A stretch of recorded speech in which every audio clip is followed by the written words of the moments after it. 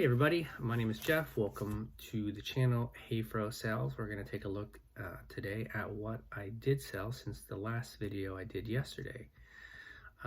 Sales are still kind of better than a trickle, less than an avalanche, but I do have some cool things that I want to share with you today.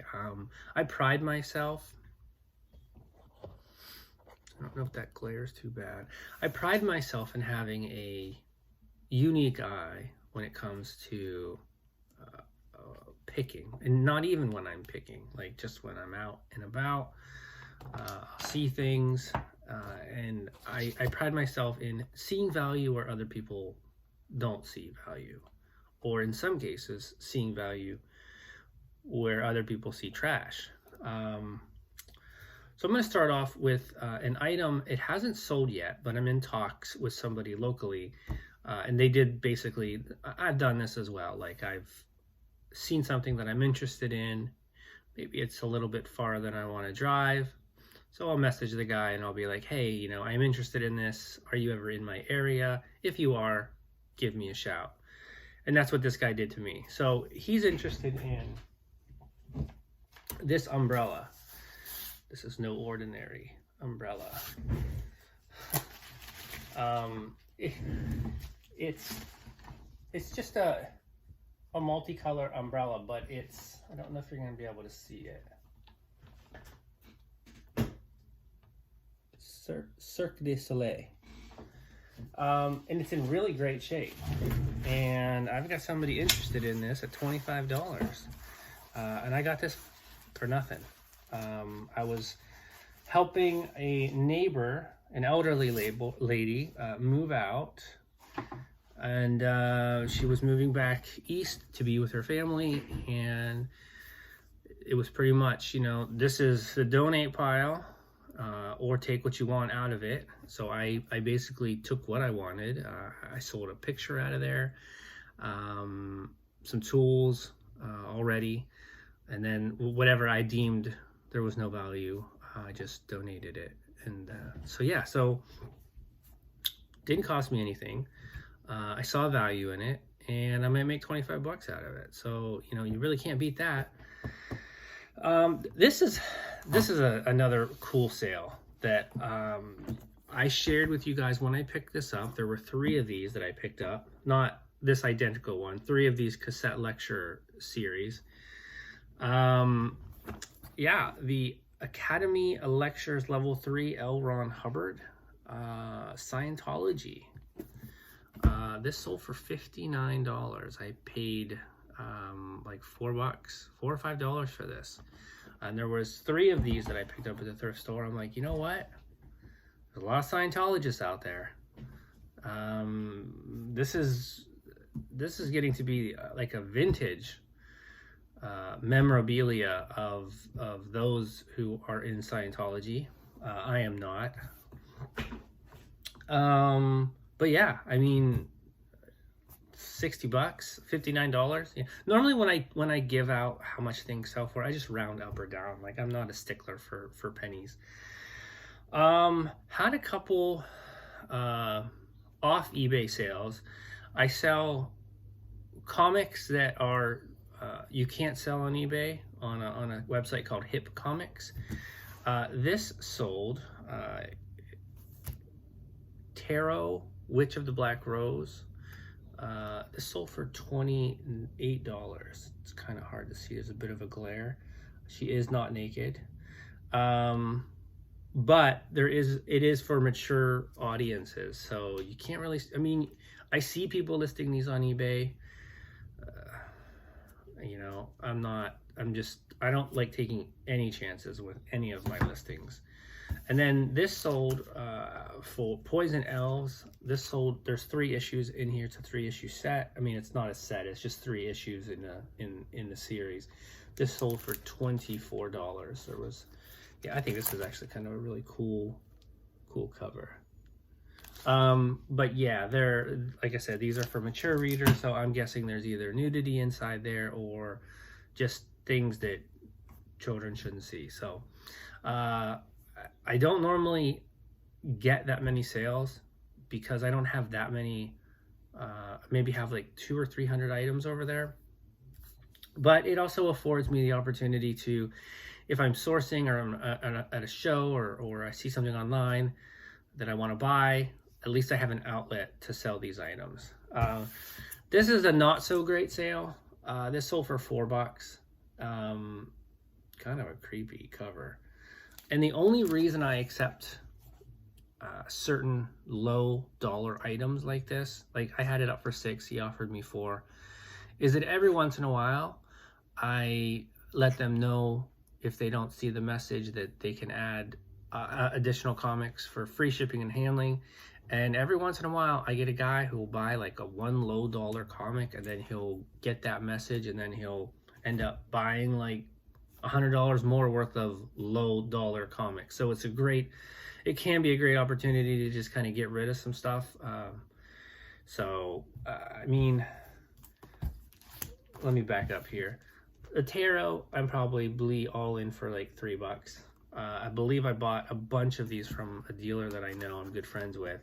The Poison Elves came in a collection, pennies on the dollar. And this one, not only is this a low dollar item, I do consignment for a few people. So this isn't even all my money. Like this, so I didn't pay anything for it. I'll make 50% of it after eBay fees. So nothing, basically nothing.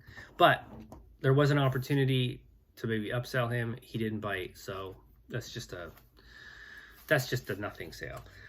This was a cool sale. Rick and Morty stuff really sells, especially some of the earlier issues. And like, for example, they did additional printings on some of the early issues. So this is issue 3. No, this is issue 2. And this is the 3rd printing variant. So they've done a couple different prints runs on this. And so that's what makes these particular comics valuable. This is issue number 1, and this is the 4th print. So all of these this is issue 3, 2nd print. And this is issue 4, 2nd print. This is a funny story, because there's a thrift store that it's within running distance for me, and if I don't want to always drive to the thrift store, I'll kind of like work it into my route. So I'll run there, I'll pop in, just kind of take a walk around, see if there's anything there. And I saw these, and I was like, man. So I carry, normally what I do is I wear this zippered sleeveless jacket. So I'll put the bag and my wallet in there. So if there's anything that I buy, then I got to carry it back. So this also makes me be more selective about what I pick up. But I saw these, and I knew that these were good. I paid, I was all in for like $6 for all of them. I sold those for $80. I sent an offer, so I believe I listed them for, I think it was like $110, and then they were 10% off, and I sent an offer 10% off. And then he countered basically another 10% off. And I was like, okay, considering what I had on them, I was like, okay, I'll do that. They had some spine ticks, and they weren't perfect. If they would have been like flawless, then they would have commanded a much higher premium.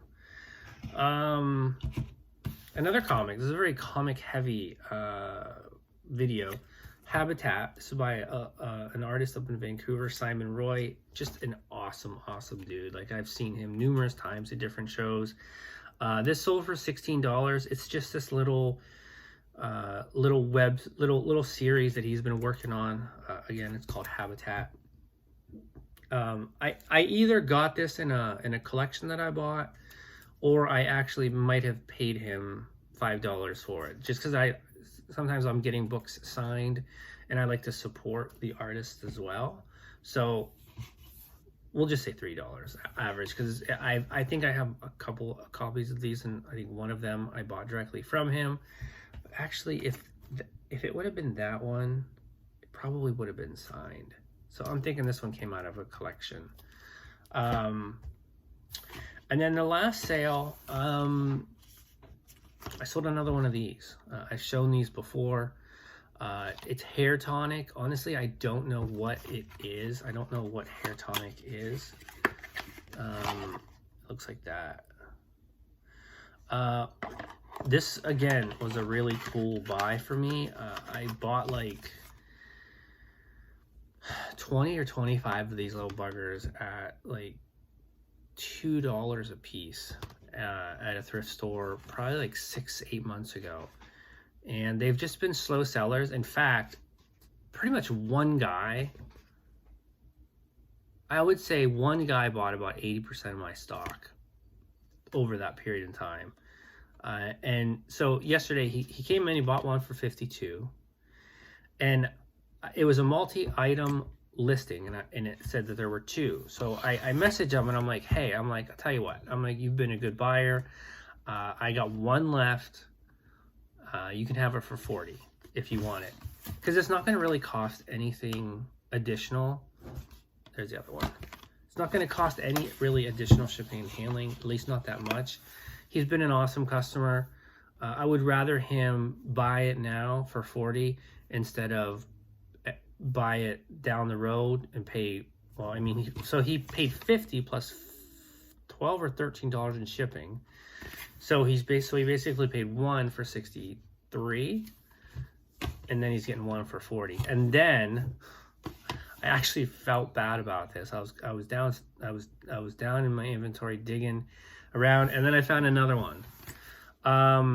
So I messaged him late last night. I'm like, hey, sorry about this. I'm like, I actually have one more. I'm like, I'm not trying to upsell you just to upsell you. I'm actually trying to save you money. I go, I'll do this one for 35 if you want.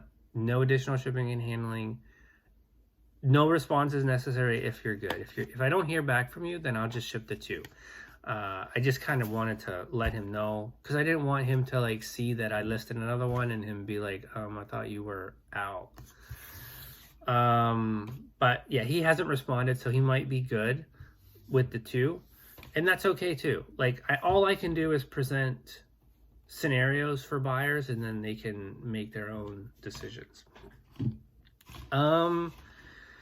The only other thing that I thought I wanted to talk about was essentially like, and this is my experience lately, buyers are just not accepting counters.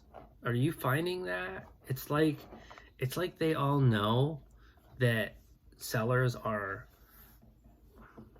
I don't want to say suffering for sales, but it's like, I don't know how much, like, it's been very rare lately that I've and I'm not going to stop countering. I'm not just going to accept people's offers. Like, I think I countered twice on a couple sales yesterday. I mean, I flat out declined one. It was just such a low ball offer. Yeah, I kind of just go into my videos with not much of an idea in terms of what I want to talk about. I mean, I knew I wanted to talk about the stuff that's sold. Sales are continuing to do pretty well relative. Oh, so with my store, I have been able to officially delete and sell similar all of the listings. Now this took a while because I had like 4,100 items on that store, and I did some in bulk, but I also did a good many of them one at a time because I wanted to look at the listings, fix some things. I did find an embarrassingly large amount of errors, which is good. Like I found a few things that had sold, and I'm like, how did that get relisted? Which I'm convinced there's a glitch in eBay somewhere that every once in a while something will get relisted that I've sold, and I'm not relisting it. I don't know if anybody else is experiencing this. I don't have any proof of it. I just know that something has sold, and I'm just like, why is that still up? Anybody else experience that? It's like this ghost lister out there.